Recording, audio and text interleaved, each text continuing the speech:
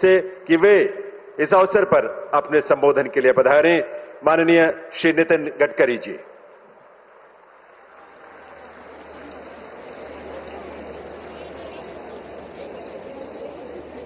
परम आदरणीय प्रधानमंत्री नरेंद्र मोदी जी, आदरणीय नायब सिंह जी, आदरणीय विनय कुमार जी, आदरणीय रेखा गुप्ता जी, मेरे सहयोगी अजय टमटा जी, हर्ष मल्होत्रा जी, दिल्ली सरकार के सभी मंत्रीगण, संसद में मेरे सहयोगी सभी सांसदगण, दिल्ली के महापौर और उपस्थित सभी हरियाणा और दिल्ली के उपस्थित मेरे प्यारे भाइयों और बहनों, आज का दिन विशेष रूप से हमारे विभाग के लिए बड़ा अभिमान का विषय है।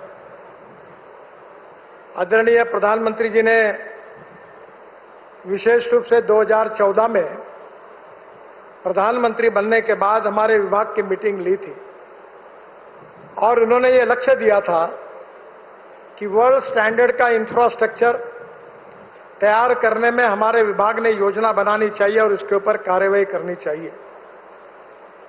उस समय दिल्ली की स्थिति अच्छी नहीं थी, हर जगह ट्रैफिक जाम था, प्रदूषण की समस्या भी काफी तीव्र थी।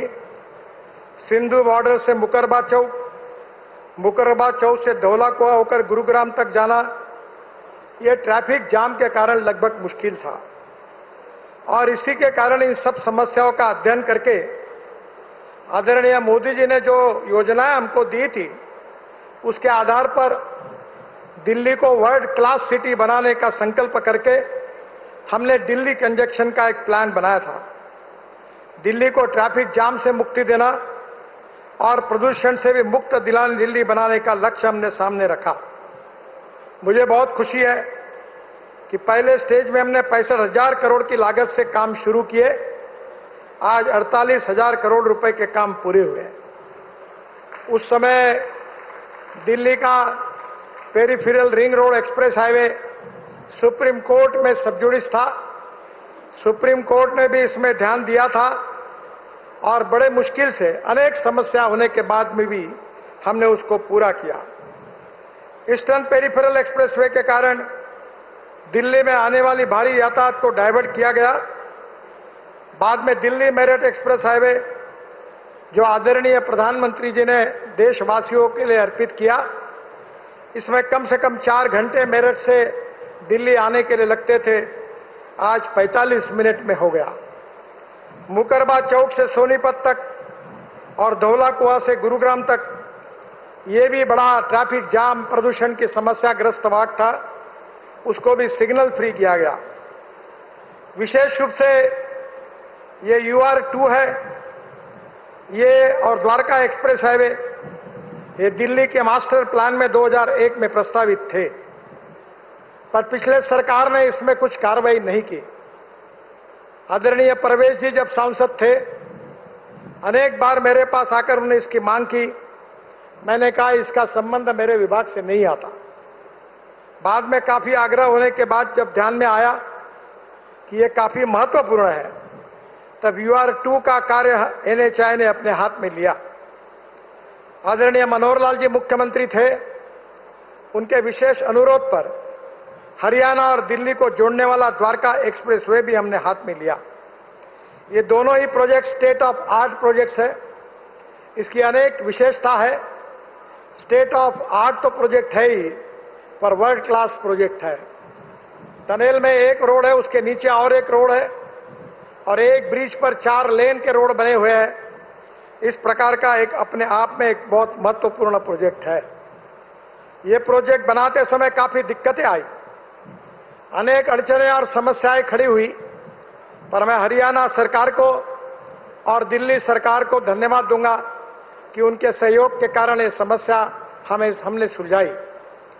विशेष रूप से हमारे NHAI के इंजीनियर्स, कॉन्ट्रैक्टर्स, इन सब लोगों ने इसके ऊपर बहुत मेहनत की। इसकी क्वालिटी के और विशेष रूप से ध्यान दिया गया। इसका जब पहला डिजाइनिंग आया था, तब मैंने उनको प्रश्न पूछा था कि 25 साल सोचकर आपने ये बनाया क्या? जब ध्यान में आया कि ये 25 साल सोच का नहीं है, तो डिजाइन को रिजेक्ट करके उसको नया डिजाइन के रूप में बनाया। वैसे ये डिस्टेंस केवल 29 किलोमीटर है, पर सिंगल लेन का हिसाब किया जाए तो ये 563 किलोमीटर है। इसमें टनल्स है, ब्रिजेस है और इसके साथ साथ हरियाणा को और दिल्ली के जोड़ने वाले अनेक रोड को भी हमने अच्छी तरीके से बनाया ताकि इसका फायदा जनता को हो। और हमारे अधिकारियों ने, इंजीनियर्स ने, कॉन्ट्रैक्टर्स ने आज काम जो किया है बहुत अच्छा किया है। कभी काम अच्छा नहीं होता तो मैं उनसे नाराज भी होता हूं। इस काम का परीक्षण करने के लिए मैं आया था, उस समय सक्सेना जी मेरे साथ थे। एक एक चीज हमने बारीकी से देखी थी और एक अच्छा स्टेट ऑफ आर्ट प्रोजेक्ट हुआ है।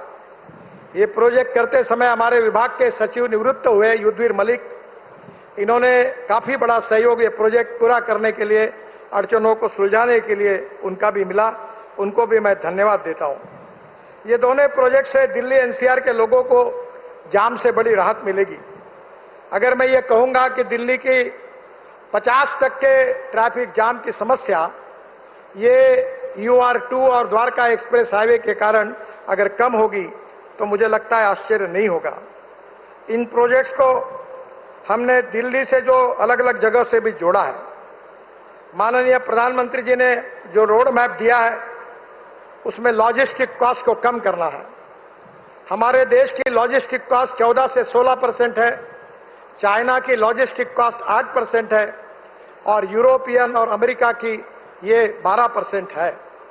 अभी बीच में बेंगलोर IIM और IIT खड़गपुर और IIT कानपुर तीनों ने जो अध्ययन किया उसमें कहा गया है कि रोड अच्छे बनने के कारण हमारी लॉजिस्टिक कॉस्ट 6% कम हुई है। मैं प्रधानमंत्री जी को और आप सबको विश्वास देना चाहता हूं कि 2026 के समाप्त होने के पहले हमारे देश की लॉजिस्टिक कॉस्ट सिंगल डिजिट में आएगी, जो हमारे एक्सपोर्ट के लिए बहुत महत्वपूर्ण होगी। हम और कॉम्पिटिटिव बनेंगे। जो प्रधानमंत्री जी ने कहा था वो बात पूरी होने से हम अंतर्राष्ट्रीय बाजार में और एक्सपोर्ट करने में हमको उपयोग होगा।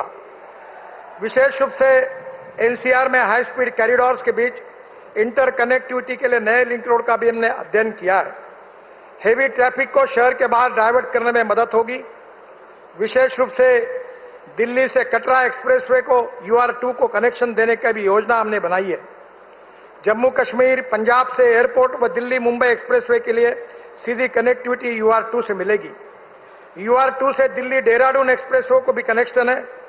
देहरादून से आने वाले वाहनों के लिए एयरपोर्ट के लिए वैकल्पिक रूट का यात्रा समय जो 2 घंटे से 2.5 घंटे है वो 45 मिनट हो जाएगा।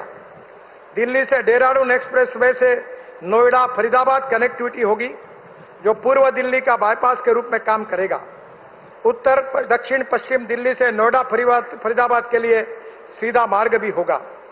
शिवमूर्ति नेल्सन टनेला मार्ग पर टनल बनाने की योजना हम बना रहे हैं, जो महिपालपुर और रंगपुरी के ट्रैफिक जाम से राहत देगी। दिल्ली से गुरुग्राम की आवाज को भी सुगम करेगी। AIIMS Mahipalpur Gurugram elevated corridor Mehrauli Gurugram road पर इनर आउटर रिंग रोड पर ट्रैफिक जाम को कम करेगा। महिलापुर गुरुग्राम तक विस्तार, दिल्ली मेरठ एक्सप्रेसवे से उस टनल का कनेक्शन और नए दिल्ली तथा एम्स को एयरपोर्ट पहुंचाने का भी हम अध्ययन कर रहे हैं। मुझे विश्वास है कि हमें दिल्ली के लिए जो महत्वपूर्ण प्रोजेक्ट प्रधानमंत्री जी के मार्गदर्शन में किए हैं उसमें से 1 लाख करोड़ रुपए खर्चा करके DND दिल्ली मुंबई एक्सप्रेसवे मार्च 26 तक पूरा होगा। झेवर एयरपोर्ट से Indira Gandhi airport greenfield link दिसंबर 26 तक पूरी होगी। Delhi Akshardham EP extent interchange, जिसके लिए प्रधानमंत्री जी से हमने अनुरोध किया है कि उद्घाटन की तारीख मिलने के बाद सितंबर महीने में इसको भी हम इनॉग्रेट करेंगे। दिल्ली में ग्रीनफील्ड एक्सप्रेस हाईवे 6 हम बनाने वाले थे, उसमें से 3 हाईवे का काम पूरा हुआ है। Eastern peripheral express highway, Delhi Meerut express highway, Dwarka express highway तैयार हो गए हैं। दिल्ली मुंबई एक्सप्रेस हाईवे जो 12 घंटे में दिल्ली से मुंबई जाएंगे वो दिसंबर 2026 तक पूरा होगा। दिल्ली देहरादून एक्सप्रेसवे जो दिल्ली से देहरादून 2 घंटे में आपके सफर होगी वो अक्टूबर 2025 तक पूरा होगा। दिल्ली से कटरा एक्सप्रेसवे ये हमारा 6 घंटे में हम कटरा पहुंच जाएंगे, ये दिसंबर 26 तक पूरा होगा।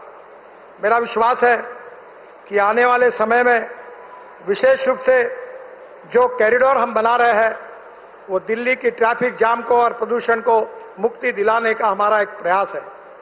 बीच में सुप्रीम कोर्ट तक भी पीआईएल गई थी, पर इन सब का उपाय यही है कि हमें दिल्ली के लिए जो वाहनों की संख्या बढ़ रही है, आबादी की संख्या बढ़ रही है, उस हिसाब से वर्ल्ड स्टैंडर्ड का इंफ्रास्ट्रक्चर बनाना होगा। प्रधानमंत्री जी का सपना है कि हमारा देश $5 ट्रिलियन की इकोनॉमी बने, हमारे देश वर्ल्ड की 3rd लार्जेस्ट इकोनॉमी बने, हमारा देश विश्व गुरु बनाए। इसमें रोड की भूमिका, हाईवेज के साथ साथ हमारे वाटर, पावर, ट्रांसपोर्ट, कम्युनिकेशन सभी इंफ्रास्ट्रक्चर की भूमिका महत्वपूर्ण है। प्रधानमंत्री जी ने जो दिशा दी है, जो विजन दी है, उसमें तेजी से बदलाव हो रहा है और निश्चित रूप से दिल्ली की जनता की जो अपेक्षा है कि दिल्ली ट्रैफिक जाम से मुक्त हो, दिल्ली प्रदूषण से मुक्त हो, ये सपना पूरा करने के लिए हमारे विभाग से पूरा प्रयास कठोरता से किया जाएगा, ऐसा विश्वास मैं आप सबको देता हूं। और फिर से एक बार प्रधानमंत्री जी को विशेष रूप से आज इस कार्यक्रम में आए, इस रोड का उन्होंने निरीक्षण किया, टनल का निरीक्षण किया, इसलिए उनको बहुत बहुत धन्यवाद देता हूं। और दिल्ली और हरियाणा सरकार को भी उनके सहयोग के लिए धन्यवाद देते हुए दिल्ली की सरकार को और दिल्ली की जनता को और विशेष रूप से दिल्ली एनसीआर में रही हुई सभी हरियाणा की भी जनता को मैं हृदय से इस भव्य प्रकल्पों के लिए बहुत बहुत शुभकामनाएं देता हूं, धन्यवाद देता हूं। बहुत बहुत धन्यवाद। नमस्कार।